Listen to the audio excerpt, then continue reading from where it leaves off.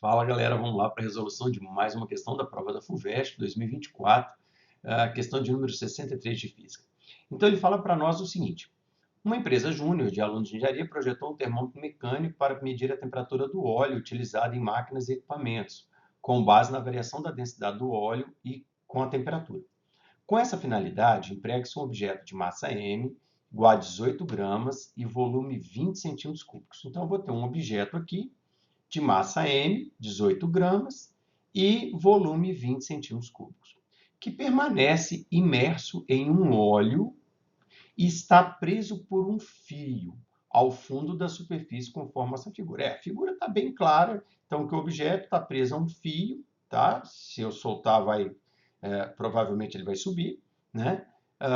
Isso aqui porque se for um fio, não ia segurar ele aqui, né? Ele ia descer. Então, se eu soltar aqui, ele sobe. A temperatura é medida por meio da variação da tensão no fio, que muda devido à variação da densidade do óleo com a temperatura. Então, essa frase é importante, que ele está dizendo que ele vai mudar, vai mexer na variação da tensão no fio e devido à mudança da densidade do óleo. O gráfico a seguir mostra a dependência da densidade desse óleo com a temperatura. Nessa configuração, a temperatura na qual a tensão na corda se anula é igual a quanto? Então, pessoal, repara, ele quer saber qual a temperatura quando a tensão na corda é igual a zero. Tá? Bom, repara que para eu achar a temperatura, eu tenho que achar a densidade. Então, para eu achar a temperatura que fez a tensão ficar igual a zero, eu tenho que achar a densidade do óleo que fez a tensão ficar igual a zero. Como é que eu vou fazer isso? Bora lá. Então, observe o seguinte, como a gente tem um corpo aqui dentro de um fluido, né? Que forças que a gente tem? Óbvio que a primeira força que a gente tem é a força empuxo. É a força que o fluido faz empurrando esse corpo para cima. Tá? O empuxo é sempre vertical e para cima. Bom, além do empuxo, nós temos quais forças? A força peso, óbvio, e a força de tração. Nós temos, então, esse conjunto de forças. Se a gente pensar aqui num equilíbrio, porque isso está parado, estando esse equilíbrio, automaticamente eu posso falar que o empuxo, o valor do empuxo, tem que ser igual ao valor do peso mais o valor da tração. Só que o nosso exercício pergunta o seguinte: qual a temperatura quando a tração é zero? Então, eu vou igualar essa tração aqui a zero. Igualando a tração a zero, quando a tração é zero, é porque o valor do empuxo é igual ao valor do peso.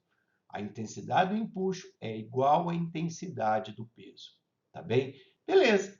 Bom, como é que se calcula o empuxo?